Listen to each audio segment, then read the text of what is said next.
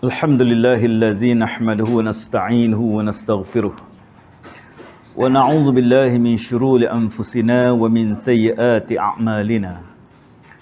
Man yahdihillahu fala mudhillalah wa man yudlil fala hadiyalah. Wassalatu wassalam ala asyrafil anbiya'i wal mursalin wa ala alihi wa sahbihi ajma'in. Subhanaka la ilma lana illa ma 'allamtana innaka antal alimul hakim. Rabbi shrah li sadri wa yassir li amri wahlul 'uqdatam min lisani yafqahu qawli. Assalamualaikum warahmatullahi wabarakatuh. Sehormati lagi sekasihi tuan-tuan imam, tuan-tuan Bilal ahli tan kuasa surau, tuan-tuan para jemaah yang dirahmati lagi dikasihi Allah Subhanahu wa taala sekalian. Pertamanya, sama-samalah kita panjatkan syukur kita kepada Allah Subhanahu wa taala kerana dengan limpah kurnia-Nya dapat sama-sama pada malam ini diberikan kesempatan dan kekuatan untuk kita berada dalam satu majlis ilmu. Mudah-mudahan pertemuan ini memberikan manfaat, kebaikan dunia dan akhirat insya-Allah. Insya-Allah tuan-tuan, malam ni kita akan sambung pengajian kita dalam kitab Hadis Penawar Hati. Dan malam ni insya-Allah kita pergi kepada hadis yang ke-16, ya, hadis yang ke-16. Hadis yang ke-16 ni tajuk dia penuntut yang rugi. Penuntut yang rugi. Siapakah yang dikatakan penuntut yang rugi ini? Kita dalam hidup kita ni kalau boleh segala-galanya nak buat untung. Tak ada orang nak cari rugi. Niaga nak untung, kan? Hidup pun penuh nak cari keuntungan, ibadat pun nak cari keuntungan, kan? Semua nak cari untung dunia akhirat. Tapi kenapa orang ni dia rugi? Baik, kita baca dulu hadisnya tuan-tuan. An Abi Hurairah radhiyallahu anhu qala Rasulullah sallallahu alaihi wasallam, man ta'allama ilman mimma yubtagha bihi wajhullahi azza wa jalla la yata'allamuhu illa liyusiba bihi 'aradan minad dunya lam yajid 'arafal jannati yaumal qiyamah. Rawahu Abu Daud bi isnadis sahih. Daripada Abu Hurairah radhiyallahu anhu berkata, Rasulullah sallallahu alaihi wasallam bersabda, sesiapa yang belajar ilmu pengetahuan dari jenis ilmu yang sepatutnya hanya dipelajari untuk mencapai keredaan Allah Subhanahu wa taala. Yang ni maksud dia ilmu agama.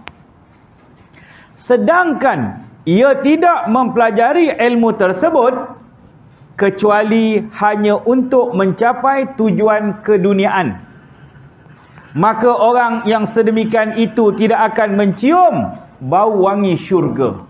Allah. Hadis ini riwayat Imam Abu Daud daripada sanad yang sahih, bi isnadis sahih. Keterangan, ilmu agama adalah ilmu yang termulia sekali. Kerana dengan ilmu inilah manusia mengenali Tuhannya dan mengetahui bagaimana cara-cara untuk beribadat dan memperhambakan diri kepada Allah Subhanahu wa taala yang menciptakannya.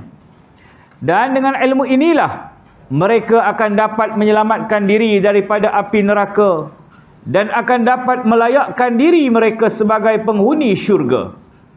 Jadi, ilmu agama ini adalah ilmu yang menjambatani. Menjambatani. Silap baca menjambani. Menjambatani antara dunia yang fana ini supaya seseorang dapat menyeberang ke negeri syurga yang tidak ternilai harganya. Maka kalau ada seseorang yang menggunakan ilmu yang mulia ini hanya untuk harta benda dunia, yang sebenarnya tidak bernilai di sisi Allah Subhanahu wa taala. Bermakna ia telah menyalahgunakan anugerah besar yang telah dikurniakan oleh Allah Subhanahu wa taala. Maka patutlah Allah Subhanahu wa taala memurkainya dan menghalangnya daripada memasuki syurga. Kerana orang itu sendiri tidak mahu menjadikan ilmu yang mulia itu sebagai jambatan yang menyampaikannya ke negeri syurga. Sungguh malang nasib penuntut ini. Dia bukan hanya sekadar dihalang dari memasuki syurga, bahkan bau wangi syurga pun tidak dapat diciumnya. Sedangkan semerbak bau wangi syurga itu sudah tercium dari jarak perjalanan 500 tahun sebelum sampai kepadanya. Tuan-tuan yang dirahmati lagi dikasihi Allah Subhanahu wa taala sekalian. Di dalam hadis ini tuan-tuan, Nabi SAW pesan kepada kita. Ya. Bagi mereka yang menuntut ilmu Allah Subhanahu wa taala ataupun ilmu yang berkaitan dengan ilmu akhirat, yakni ilmu agama. Ya. Tetapi bila dia belajar, dia meletakkan matlamat keduniaan. Bukan untuk mendapat keuntungan akhirat. Dia nak cari untung dunia. Aku belajar tinggi-tinggi ni, sampai Al-Azhar, ada PhD, ada master, ada ijazah, ataupun mana-mana universiti lah. Dan dia meletakkan matlamat nak mencari keuntungan dunia. Nanti bila aku balik Malaysia, nanti dapat kerja hebat-hebat, dapat jadi pegawai, gaji aku 4-5 ribu. 3-4 tahun kerja, naik pangkat, kan? Daripada S41 naik 44, naik grade lah, grade. Masa tu gaji dah jadi 5-6 ribu. Naik pula lagi. Lepas tu naik pula 48, grade 48. Masa tu gaji dah 7-8 ribu. Campur hilang semua 9 ribu. Kan? Lepas tu naik pula grade 52. Masa tu gaji aku dah 11 ribu, 12 ribu. Masa pula naik pula grade 54. Gaji aku masa tu dah jadi 14-15 ribu. Dia dah letak matlamat dia macam tu tuan-tuan. Bila duit dah banyak, nanti aku beli rumah. Tak cukup sebiji, aku beli 2-3 biji. Aku buat homestay. Aku sewakan. Buat 5-6 pintu, sewa. Kan? Beli rumah flat ni 7-8 biji, sewa. Buat homestay. Dia punya perancangan tu kan. Kereta 7-8 biji. 7-8 biji tuan-tuan. Apa lagi? Kumpul kereta, duit simpanan. Kalau boleh nak nikah 2-3 orang. Tu memang perancangan tu ada lah. Rancangan tu kena ada. Orang lelaki biasa lah. Nampak? Tapi jadi tak jadi belakang cerita. Duit dah banyak. Tak tahu nak buat apa. Kan? Macam saya dulu. Banyak sangat. Tak tahu nak buat apa. Alam nikah lah. Kan? Kalau berani. Tak berani jangan. Nampak tak? Kuat tu kuat dah. Berani je tak ada. Duit dah banyak. Jadi orang yang banyak ilmu, dia letakkan matlamat yang seumpama itu. Nabi kata orang macam ni bau syurga pun tak dapat. Allahu Akbar. Bau syurga pun tak dapat. Sedangkan ilmu ni benda yang menjadi tuntutan. Kita belajar ni kerana kefarduannya. Bukan saja-saja kita mengaji. Macam tuan-tuan datang malam ni. Surau ini unformal lah, tak formal lah tuan-tuan. Macam saya dulu belajar formal, masuk universiti lah, masuk kelas lah, ada jadual dia, ada lecturer dia, ada subjeknya, ada sebagainya lagi. Macam ni informal. Duduklah mana pun, ceruk mana, kan? Pakailah pakaian apa pun, tak kisah. Kalau ngantuk boleh tidur. Ni lah tak formal. Relax, kan? Asal boring-boring kan, keluar sekejap. Jadi tak kira lah. Yang penting kita kena tahu bahawa menuntut ilmu ini suatu tuntutan. Talabul ilmi fariidatun ala kulli muslim wa muslimah. Menuntut ilmu itu satu kefarduan bagi orang Islam lelaki ataupun perempuan. Apatah lagi kalau menyedari kita ni ilmu tak banyak mana, penuh dengan kejahilan. Kita nak robohkan, nak pecahkan tembok-tembok kejahilan yang ada pada diri kita. Aku ni ngaji Quran pun kelang kabut lagi, baca Quran pun kelang kabut lagi. Mana pendek, mana panjang, mana dengung tak berdengung, janji bunyi sedap. Jahanam. Semayang litang pukang ni, buat halal haram pun tak berapa nak lepas lagi. Ini aku rasa ni makruh. Tak makruh pun harus kot. Sunat pun silap gaya. Tu dia. Hukum boleh main agak-agak tuan. Main rasa-rasa. Kan? Ni nak pergi konsert Coldplay ni, kira harus kot. Tahu Coldplay kan? Coldplay tu konsert yang besar tu kan? Mufti keluar fatwa haram, tak sah semayang orang yang pergi konsert. Mengamuk buat-buat tu tuan-tuan. Weh, siapa mufti nak nentukan semayang kami sah tak sah? Biarlah Tuhan yang menentukan.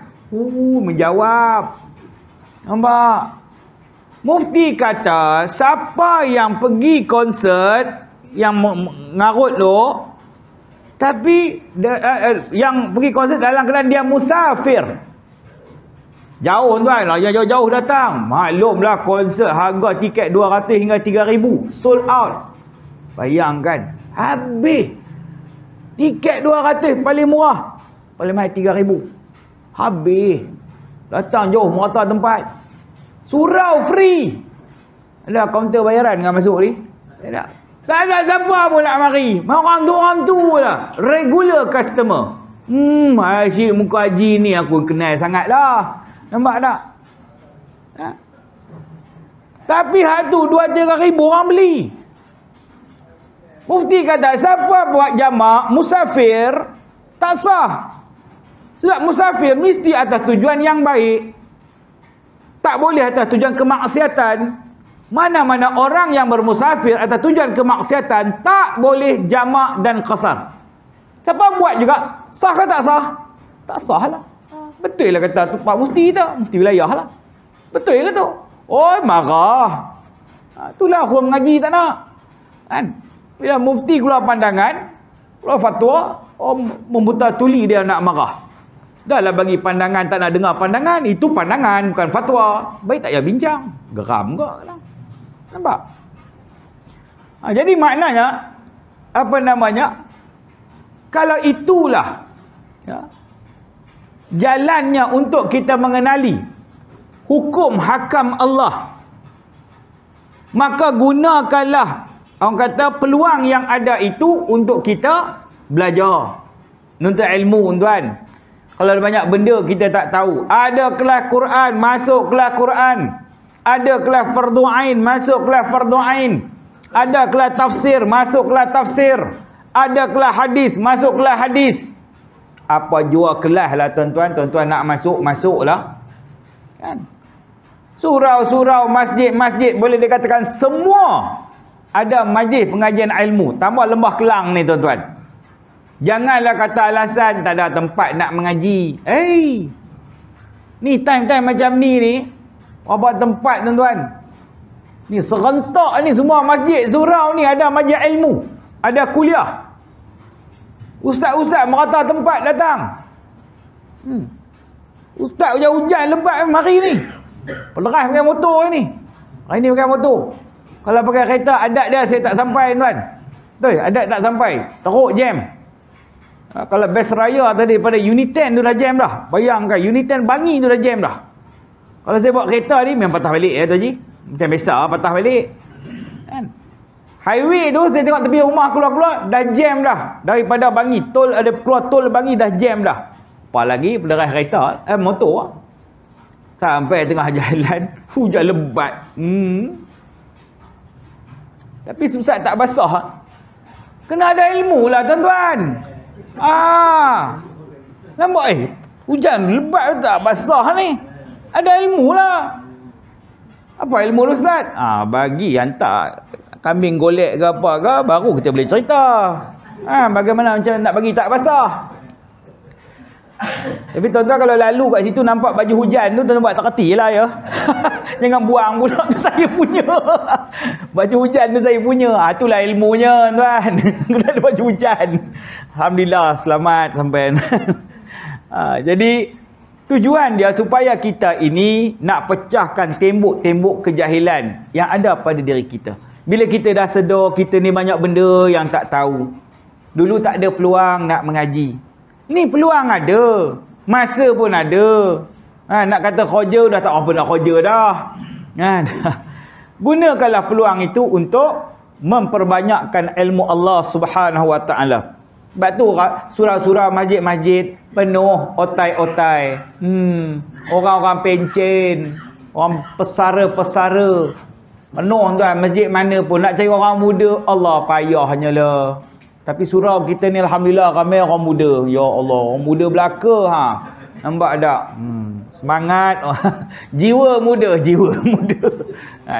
Biasalah tu, mana surau masjid macam tu.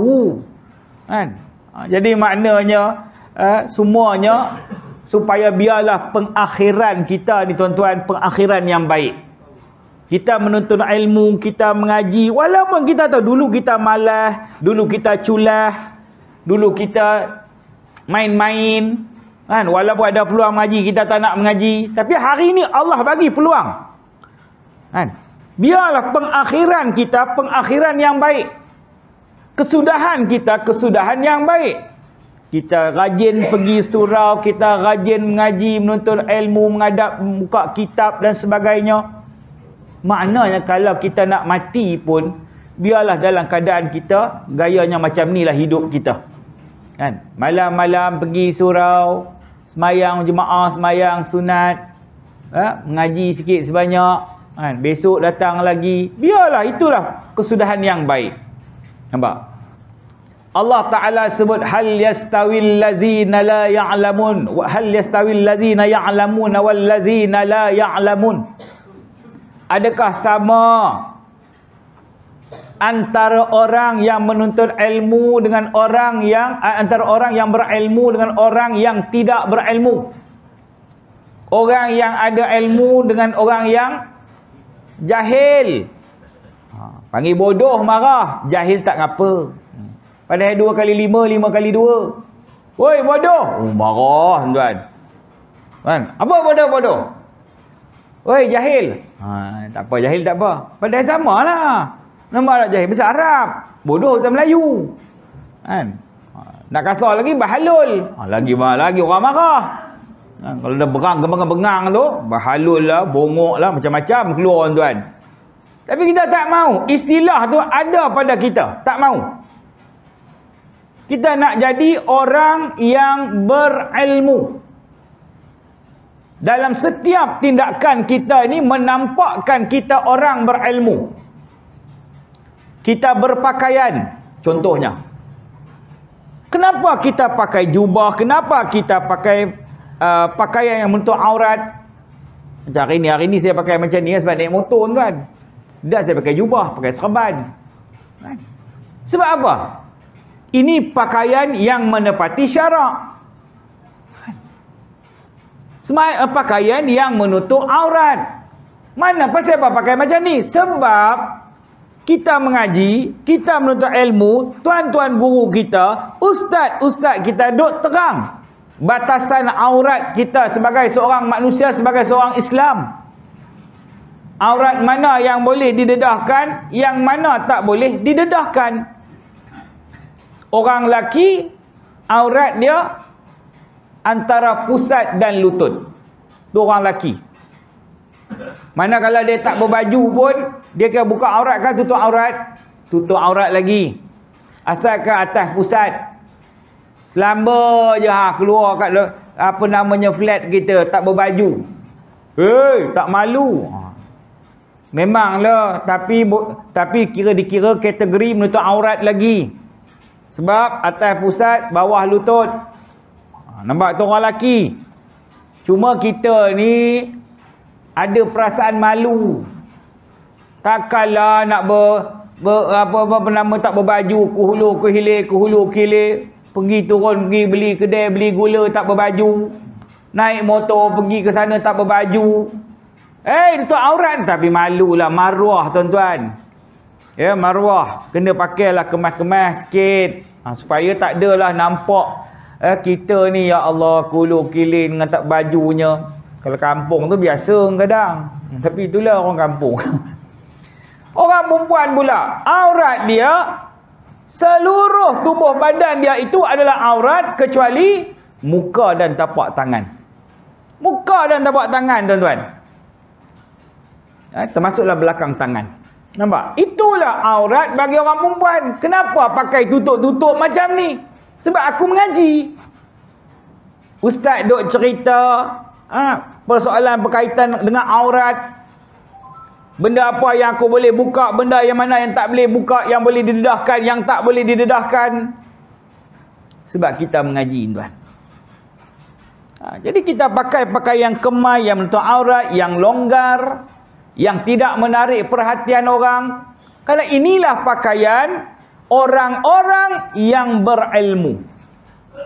Itu tanda dia ada ilmu. Ini pakai ya Allah. Dia kata, I tutup aurat ni, I tutup aurat. Ketat, sendat, padat tuan-tuan. Macam balok nangka tu. Segala lurah nampak. Tu dia. Segala lurah bonjol-bonjol. Ya Allah. Ustaz, I ni kira tutup aurat je kalau Ustaz. Memanglah, pakai tudung. Tapi baju dia, ya Allah, sendatnya. Kan? Ialah nampak bentuk tubuh badan. Tujuan kita pakai pakaian menutup aurat bagi orang perempuan supaya tak nampak bentuk tubuh badan tu. Bukan untuk ditayang-tayang pada orang. Orang pun tegur, "Ui, lawa badan macam kerengga." Bangga senyum-senyum. Biasalah, kita akan maintain. Seronok kita orang puji. Padahal kecantikan kita itu hanya untuk suami kita yang bersuami lah. Nampak tak? Bukan untuk orang lain. Tapi ditayang-tayang, dicanang-canang pada orang lain. Pakai baju seksi-seksi. Sebab apa? Sebab tak ada ilmu. Sebab kita kata tak ada ilmu. Ada yang pakai tudung nampak tengkuk pun ada. Pakai tudung pakai lengan pendek ada. Pakai tudung pakai skirt pendek. Pelik lagi pelik. Macam-macam lah gayanya. Sebab tak ada ilmu tuan-tuan. Bila kita mengaji baru kita tahu, yang ni tak boleh dedahkan, yang ni boleh, ni tak boleh. Ni yang membezakan antara orang yang berilmu dengan orang yang tak berilmu. Orang berilmu dia jaga sungguh-sungguh. Benda yang berkaitan dengan agama ni dia jaga sungguh-sungguh. Tu tanda tu orang tu berilmu. Masuk waktu semayang contohnya, dia bergegas untuk bersiap sedia untuk solat. Dah azan. Azan ni tujuan dia apa? Azan ni ialah seruan supaya manusia ini ingat pada Tuhannya dengan menunaikan solat. Hayya 'alas salah. Mari semayang. Nampak seruan Bilal kita, muazzin kita. Hayya 'alal falah. Marilah menuju kejayaan. Orang yang ada ilmu dia menyahut seruan Allah. Orang yang tak ada ilmu dia buat tak reti. Dia buat dek ya. Lepaklah. Nampak. Ni bezanya antara orang yang ada ilmu dengan orang yang tak ada ilmu. Bila dia beramal dengan agama tu, dia beramal dengan sungguh-sungguh. Dia tak mau Islam hanya sekadar pada nama. Nampak? Jaga solat dia, jaga tingkah laku dia, jaga benda yang berkaitan dengan hukum hakam agama ni dia jaga sungguh-sungguh tuan-tuan. Benda ni wajib dia buat, benda ni sunat maka digalakkan kita buat, benda ni harus, benda ni makruh, benda ni haram. Mana tahu? Mengaji. Mengaji kan. Bila kita mengaji baru kita tahu. Kalau tak mengaji tak tahu sampai bila-bila jahil murakab. Nampak? Macam tu lah ya Allah. Sehingga kan kehidupan itu dibina dengan perkara-perkara yang dilarang oleh Allah. Sebab dia tak tahu benda tu haram. Dia tak tahu benda tu tak boleh buat. Dia tahu janji masyuk. Tu orang kita hari ni. Dia tak boleh. Buat muamalah, buat jual beli. Orang mengaji dia tahu. Jual beli seumpama ini haram hukum dia. Bisnes macam ni haram hukum dia. Muamalah macam ni tak dibolehkan oleh syarak. Sebab itu kalau syarikat-syarikat besar dia ada panel syar'i, betul?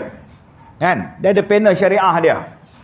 Untuk menilai apakah muamalah yang diamalkan oleh syarikat tersebut bertepatan dengan Islam ataupun tidak. Bolehkah tak boleh dari sudut agama. Jadi mereka ni panel. Kan? Sebab nak memastikan benda tu halal.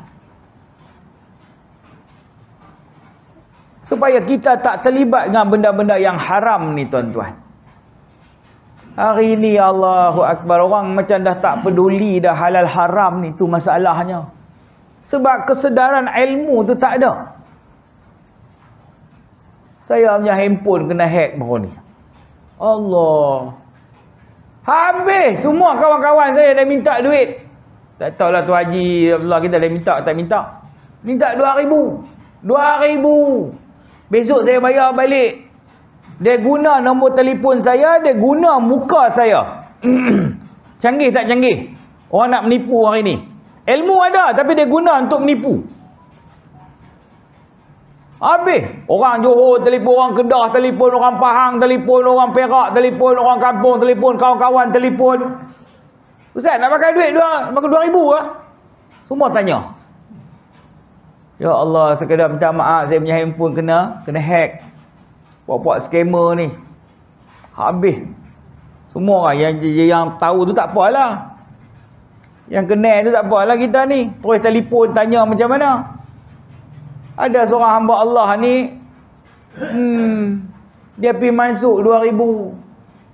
Allah, saya kata tak tengok ke nombor akaun tu nama siapa, bukan nama saya. Jumun ke Sumun ke, nama pelik sikit.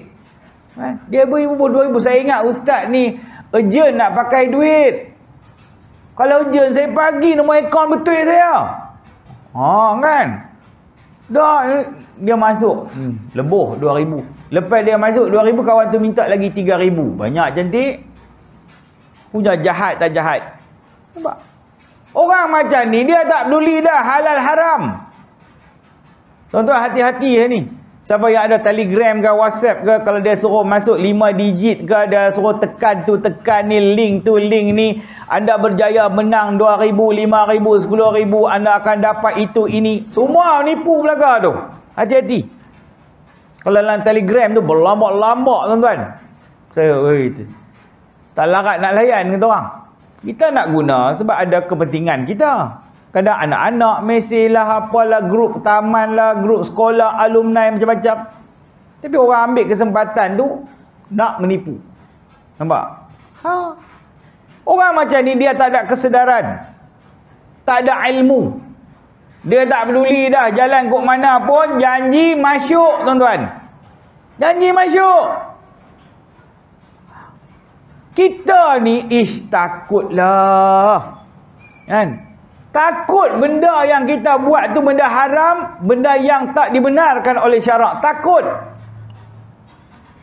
Kalau kita berniaga ni, kita niaga betul-betul. Tak ada nak tipu-tipu.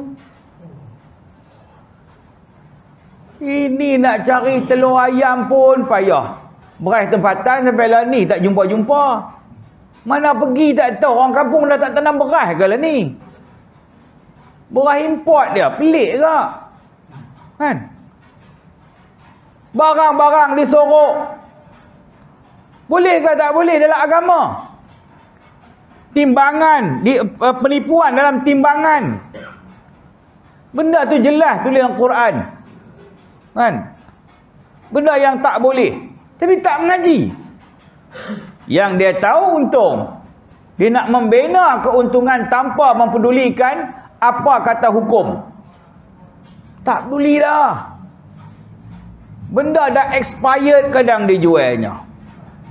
Benda bercampur barang baru, barang lama. Mana boleh? Barang baru harga lain, barang lama harga lain.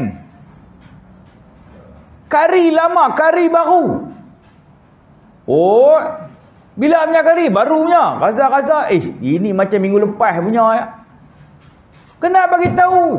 Ini kari bulan lepas punya. Kena bagi tahu. Saya perang panas. Tu dia. Kau. Nampak? Ada orang suka. Kan? Masam-masam je rasanya. Ada orang suka. Ada orang tak suka. Oh, bulan lepas punya. Saya tahu saya mau hari ni punya. Ni hari ni punya. Ini bulan lepas punya. Ni dia campurnya. Kari baru, kari lama. Pening kepala kita kan. Udah sikit perut kalau masuk jamban dah kerja. Sebab menipu dalam niaga. Tak jujur tuan-tuan. Sebab tidak ada ilmu. Sebab tu kita suruh mengaji. Buat muamalah. Kan? Bab jual beli ni. Ada babnya. Tapi oleh kerana tak mau mengaji, tu yang tak reti, tak faham. Tak mau mengaji tasawuf supaya menjadi manusia yang jujur. Manusia yang bertimbang rasa. Manusia yang amanah. Tak mau mengaji. Dia tak faham kan. Akhirnya tak mengenal mana yang baik, mana yang buruk dalam hidup dia. Ya. Dan tuntutan menuntut ilmu itu terlalu banyak kelebihannya. Terlalu banyak kelebihannya. Malahan orang yang banyak ilmu ini ialah di kalangan mereka orang yang paling takut pada Allah Subhanahu wa taala. Innama yakhshallah min ibadihil ulama. Sesungguhnya orang yang takut pada Allah itu siapa? Iaitu mereka daripada kalangan orang-orang yang berilmu. Nampak? Kita orang yang takut melanggar larangan Allah. Sebab kita mengaji, sebab kita ada ilmu. Masuk waktu semayang, tuan-tuan buat tak reti je. Ada tuan-tuan nak buat macam tu? Tuan-tuan tak buat. Sebab apa? Tuan-tuan mengaji. Masuk waktu semayang, semayanglah di awal waktu semayang berjamaahnya. Kan? Buatlah amalan sunat dan seumpamanya. Sebab kita mengaji. Kita takut nak tinggal solat tu.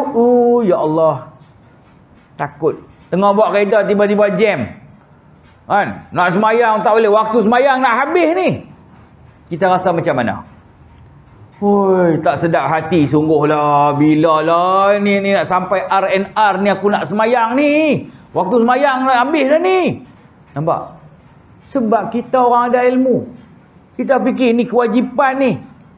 Tapi orang tak ada ilmu. 5 waktu dia lebuh macam tu ya. Dia buat tak reti ya. Dia buat tak reti. Sebab tak ada ilmu, tak ada kesedaran. Dia tak ada rasa takut pada Allah.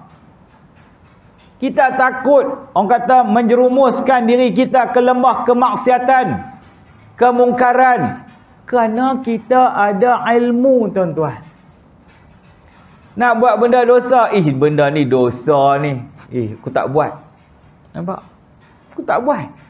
Walaupun kadang-kadang benda tu menguntungkan kita. Tuan-tuan jalan-jalan tiba-tiba jumpa duit. Berapa? 2 kupang. Tak ambil. Terus bubuh bagi bubuh tabung surau. Jalan lagi, jumpa pula RM5. Siapa pula punya duit ni? Tanya-tanya tak ada. Hantar surau juga. Jalan lagi, jumpa RM10. Kan?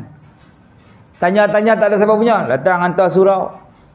Jalan depan, jumpa RM50 pula. Macam. Jumpa RM50. Tengok kiri, tengok kanan, pun poket. Allah. Tak ada beza, tuan. Orang mengaji, dia tak ada beza. Daripada tuan-tuan jumpa duit 2 kupang tadi, RM1, RM5, RM10, RM20, RM50, tak ada beza. Tuan-tuan, bila duit itu bukan tuan-tuan punya, tuan-tuan jumpa, tuan-tuan kena isytiharkan, ni siapa punya duit ni aku jumpa. Kan? Tak ada orang ni, okey, letak kat surau. Bagi pada pengurusi ke, kalau ada orang nanti mengadu hilang duit, boleh ambil kat surau. Tunjuk bukti-bukti. Kalau dalam tempoh tertentu tak ada orang tuntut, baru boleh masuk dalam tabung surau. Tapi kalau adatnya 2 kupang takkan orang nak tuntut, 2 kupang RM1, RM5, masuk dalam tabung surau. Orang yang hilang tu pun tak apalah, RM5 je pun, dia pun akan kira kita macam tu. Tapi kalau RM50 dia cari balik kan. Dia pusing balik cari. Siapalah nampak duit aku tercicir ni. Kita yang ada ilmu ni, kita kan ni siapa punya duit ni, hang leceh duit ke? Ya, nampak tak? Sebab itulah ilmu tu penting. Dia menjadikan diri kita ini makin dekat dengan Allah. Makin takut, makin gentar diri kita dengan Allah. Takut nak buat salah, takut nak buat silap, takut nak buat benda-benda haram. Sebab kita orang mengaji, tuan-tuan. Kan? Kalau tak mengaji, selama itulah kita melihat manusia ini tak takut buat benda dosa. Tak takut. Kan? Dia boleh pakai seksi-seksi, tuan-tuan. Pakai skirt pendek tu, terbelah kiri, kanan, depan, belakang. Orang lu tengok tu. Pak Haji pun tengok. Dia tak rasa malu ke? Tak rasa malu ke pakai macam tu? Pakai seluar pendek kadang. Jantan betina. Sebab dia tak ada ilmu. Kan? Kita malu. Pak Imam pakai seluar pendek.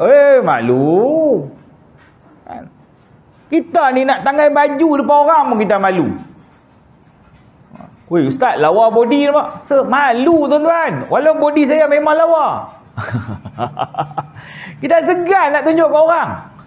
Kan? Tunjuk rumah je. Anak-anak lah rumah. Luar rumah tak ada. Nak sidai kain pun kita pakai baju. Ini sidai kain tu berkemban tu. Buat tu. Ya. Alah, makcik dah tua, siapa yang nak? Katanya. Sedap ayat dia. Orang tua juga yang nak. Jangan lu. Siapa kata tak ada orang nak? Jangan. Jadi maknanya kita tak buat benda-benda macam tu kerana kita ada ilmu, tuan-tuan. Kita tak buat kesalahan-kesalahan, jenayah-jenayah, benda-benda buruk sebab kita ada ilmu. Hari ini terjebaknya manusia ke lembah kejahatan, lembah dosa. Yang main judinya, yang minum araknya, yang berzinanya, yang terbaru ni, yang kebunuh baru ni. Budak autism lah tu yang kena bunuh kes baru ni kan. Boleh sahkan kata dibunuh. Kenapalah budak umur 6 tahun kamu khojakan dia? Kan? Apalah salah budak tu sampai teruk sangat nak kena bunuh pula. Ni ilmu tak ada. Dia tak peduli dah. Nyawa manusia tidak ada harga bagi mereka. Sama perangai macam Israel tu, Zionis tu. Nyawa manusia tidak ada harga bagi mereka, terutamanya nyawa orang Islam. Darah dia halal untuk dibunuh. Tu perangai buat Zionis. Dia apa peduli? Dia tak peduli suara dunia menentang dia. Dia tetap nak serang juga Palestin, Islam di Palestin. Satu dunia bangun buat demonstrasi, tuan-tuan. Bukan Malaysia aja buat solidariti ni. Di Amerika, di negara-negara Eropah, di negara-negara Arab, di benua Asia ni, semua bangun menentang kezaliman dan kekejaman Zionis Israel. Tapi dia tak peduli. Dia nak bom, dia bom. Dia serang lagi. Sehari dua ni. Dah habis gencatan senjata ni, dia attack lagi. Habis. Anak-anak umat Islam mati.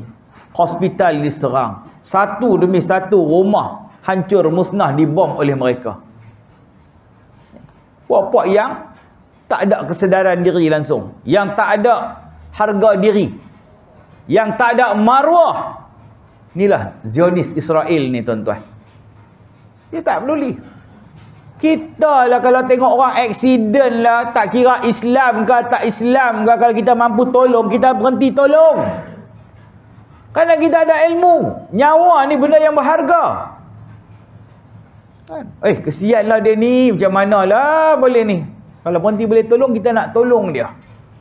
Bawa pergi hospital dan sebagainya. Sebab kita ada ilmu. Tapi malanglah bagi orang-orang yang tidak ada ilmu, yang tak mengenal batasan-batasan agama. Sehingga menjerumuskan mereka ke lembah kehinaan, tuan-tuan. Ya. Karena itulah Nabi SAW lah hadis yang lain, Nabi pesan, kun aliman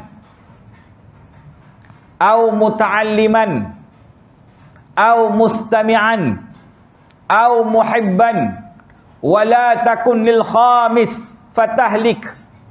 Kata Nabi, hendaklah kamu jadi orang yang berilmu. Ulama ke, ustaz ke, kena jadi macam tu.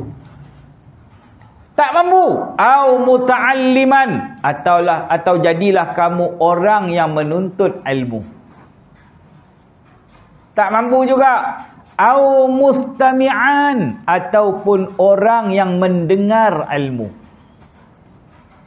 Tak mampu juga, au muhibban, orang yang menyintai, menyukai ketiga-tiga golongan itu tadi.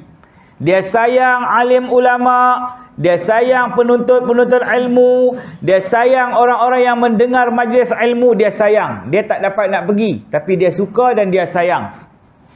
Allah suka sangatlah dengan ustaz tu ceramah. Nampak? Dia suka.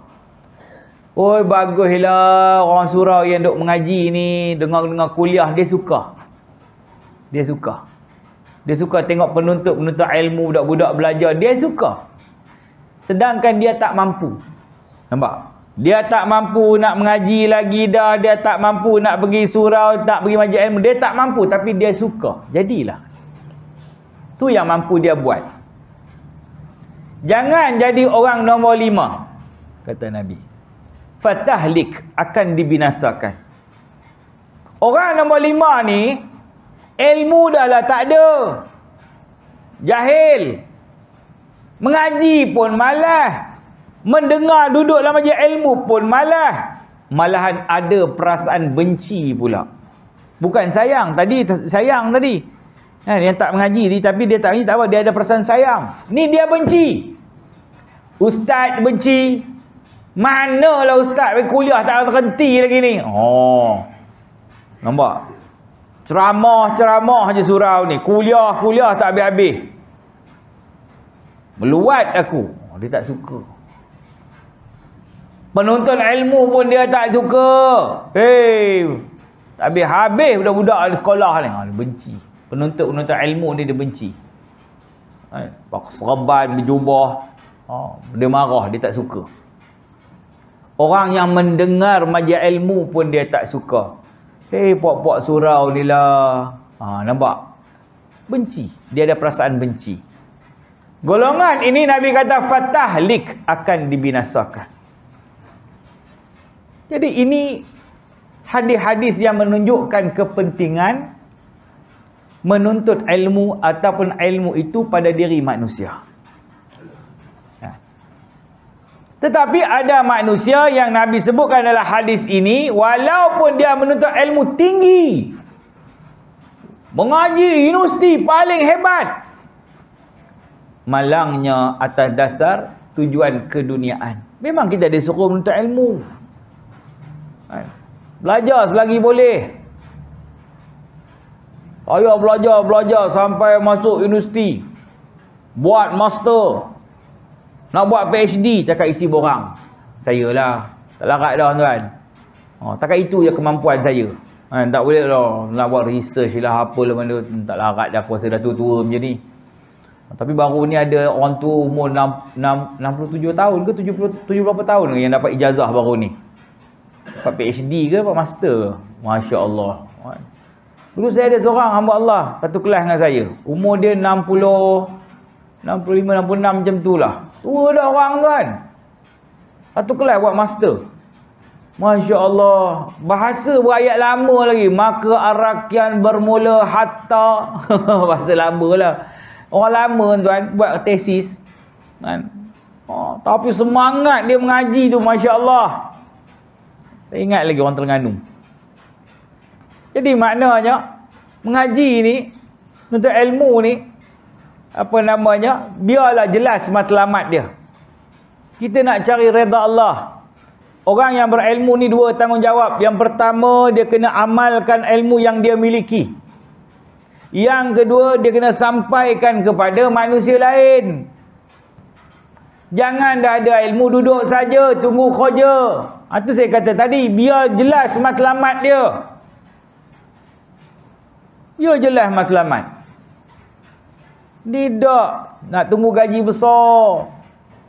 Nak tunggu itu, nak dapat habuan sana, habuan sini. Ya Allah. Teman dulu masa duduk kampung pasir dulu, orang suruh mengajar dah. Saya duduk kampung pasir dulu. Orang suruh mengajar dah saya ni. Saya tak berani. Ngajarlah surau An-Nizamiyah ke surau apa nama dulu entah. Betul? Nizamiyah lah kat surau kampung Kelantan tu kan. Kalau ngajar itu surau tu je saya berani. Surau lain semua tak berani. Lepas tu barulah orang surau ni panggil, masjid ni panggil. Lama kan? Padahal saya dah belajar universiti. Saya tak berani, saya ngajar budak sekolah rendah aja. Kalau dewasa macam ni, saya tak berani ngajar. Tak berani. Ngajar budak sekolah rendah boleh lah, saya kata. Fardu Ain. Ngajar bab ayah, bab najis, semayang. Saya berani. Bermula daripada situ. Nampak? Lepas tu dah mula ngajar. Bila orang ngajar, orang bagi duit. Seronok lah. Betul, tak dapat dinafikan tuan-tuan. Seronok. Ngajar sini dapat duit, ngajar sini dia bersagu hati. Tapi kalau itulah yang menjadi, yang dikejarkan, habislah. Sebab tu saya tak apa suka, gemar sangat. Ada kadang-kadang guru-guru yang bila dia mengajar, dia demand. Demand tuan-tuan. Entah kalau panggil anak bagi diskaun lah 1,000. 1,000 tuan. Orang lain semua 2,000, 2,500, tapi entah 1,000 lah. Yelah, orang top, Flow TV selalu. Kan? Macam tu. Letak harga. Saya tak bergemar sangat letak harga. Setengah tu siap tunjuk surat lagi. Surat berkeliling. Anak ni profesor. Jadi bayar kena lebih lah maknanya. Kau punya jawatan tu kalau di tempat kerja okey. Boleh ikut grade. Profesor, jusa ke apa benda ke. Tapi kalau ngajar surau, ikut berapa lah surau nak bagi. Dia tunjuk surat lagi. Masjid saya buat tak kerti ya. Lantak lah cari ustaz lain. Dia kata, tak mau aku panggil ustaz ni. Lantak lah profesor tak profesor pun. Aduh ke macam tu. Ikhlas lah sikit ngajar tuan. Kan? Walaupun seronok, dapat duit seronok. Kalau tak dapat, monyok kan. Dah lah datang naik motor. Hujan pula tu, jam pula tu. Tapi tak dapat, monyok lah juga. Seronok, tapi jangan jadikan itu matlamat. Kan? Jadual saya penuh tuan. Jadual saya penuh. Saya bukan selebriti pun. Saya hanya kosong Khamis malam Jumaat je. Bayangkan. Besok saya balik kampung. Saya telah mesej pada semua surau masjid. Hari Sabtu kuliah maghrib, hari Ahad subuh maghrib, hari Isnin kuliah maghrib. Saya tak ada. Kena mesej semua-semua ni. Beritahu siap-siap. Teman nak balik kampung. Dah lama tak balik tuan. Kalau tidak malam ni saya nak balik dah. Fikir bulan lepas tak mari sini. Pantai dalam Bukit Angkasa tu dah 3 bulan saya tak pergi. Asyik, yelah macam-macam program kadang-kadang saya terlibat dengan program luar, Sabtu Ahad, kena kursus sana, bengkel sana. Ni pun baru balik ni 2 hari. Apa namanya? Jadi maknanya penuh. Orang dahaga kat ilmu. Orang berhajat, turunlah. Mana mampu kita turun. Kan? Tapi nak letak harga tak ada. Berapa nak bagi, bagilah. Sabar je lah. Kadang-kadang dah 7-8 tahun, 10 tahun mengajar surau tu. Tak ada kenaikan pun. Sabar je lah. Kerja-kerjaan pun ada kenaikan. Betul? Surau tak ada, masjid tak ada. Sabar je lah. Yang ni yang mampu ustaz. Tak apa. Yang penting nak mengaji. Ada surau, bayar sama macam ngajar di sini pun. Di Bangi tu. Tapi 2-3 kerat je datang. Menyakitkan hati betul lah. Bukan masalah bayaran. Kamu nak mengaji biar bersungguh, saya kata. Kalau tak bersungguh, bayar banyak mana aku tak nak datang. Kan? Bayar sama juga. 3 orang datang. Tergedik kat Isya kan baru ramai. Dia kata saya tak mau ngajar lah surau ni kata. Tak bersungguh. Tak bersungguh tuan. Kan? Dia kata saya tak mau ngajar. Bukan masalah bayaran, masalah kesungguhan jamaah nak mengaji. Kalau nak mengaji saya datang. Soal bayar belakang cerita. Sebab tu jangan letakkan matlamat. Kan? Kita ni nak cari keuntungan akhirat, bukan untung dunia semata-mata. Buat apa kita berpenat-penat dengan dunia ni, tiba-tiba akhirat kita tak dapat apa-apa. Nothing. Ya Allah, penatlah aku pergi sana, pergi sini, duk ceramah sana, ceramah sini, bentang paper lah apa benda, tapi matlamat aku fulus. Duit habis, kosong, elak. Apa pun tak dapat tuan-tuan. Malahan di akhirat Nabi kata bau syurga pun tak dapat. Bau syurga ni 500 tahun perjalanan kita dah boleh bau dah syurga ni. Bayangkan 500 tahun perjalanan dah boleh cium bau syurga. Macam nak mari sini tadi bau mi goreng lah, bau apa benda. Ui sedapnya bau. Kedai sebelah je. Nampak tak? Contohlah. Kan? Dekat bolehlah cium bau. Tapi ni syurga 500 tahun perjalanan kita dah boleh cium bau syurga. Tapi orang yang berilmu, yang menuntut ilmu tetapi meletakkan dunia sebagai matlamat utama, bau syurga pun tak dapat. Allahu Akbar. Bayangkan benda yang boleh kita cium 500 tahun belum sampai syurga, 500 tahun belum sampai dah dapat cium bau. Kan? Macam anak-anak, macam apa namanya, para syuhada di Palestin. Sampai mereka pegang mayat tu, sapu badan tu, bau wangi kasturi katanya. Pegang mayat tu, sapu. Dia ni orang yang jaga solat, orang yang rajin masjid, orang yang selalu mengajak semayang, dia kata. Ada satu video saya tengok. Kan, dia pegang badan budak muda ni. Pegang sapu badan, wangi. Bau budak tu wangi. Ya Allah. Nampak? Jadi tuan-tuan yang dirahmati Allah Subhanahu wa taala sekalian, ya mudah-mudahanlah kesungguhan kita dalam menuntut ilmu ini diberikan ganjaran yang sebaiknya oleh Allah Subhanahu wa taala. Kita letakkan matlamat bahawa apa yang aku buat ini aku nak cari redha-Mu ya Allah. Bukan aku nak cari keuntungan dunia. Kalau nak kata aku kejar keuntungan dunia, kaya lama dah lah. Orang macam saya kaya lama dah tuan-tuan. Dah aku duk pakai kereta buruk motor macam tu lah aku lu pilih. Nampak? Sebab tak mau letakkan biarlah. Sebab kita suka. Benda yang kita buat ni kita suka. Nampak tak? Soal bayaran belakang cerita.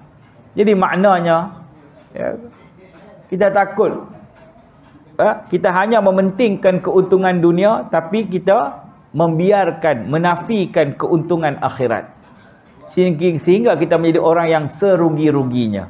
Ya, jadi hadis ini memberikan pengajaran yang berguna kepada kita lah. Ya, mudah-mudahan kita menghayatinya dan kita dapatkan jadikan pedoman, panduan dalam kehidupan kita. Ya, insya-Allah. Wallahu a'lam. Bismillahirrahmanirrahim. Alhamdulillahi Rabbil Alamin. Wassalatu wassalam ala ashrafil anbiya wal mursalin wa ala alihi wa sahbihi ajma'in. Allahumma anfa'na bima 'allamtana wa 'allimna ma yanfa'una wa zidna 'ilma warzuqna fahma. Walhamdulillahi ala kulli hal wa na'udzu billahi min ahwa'ilin nar.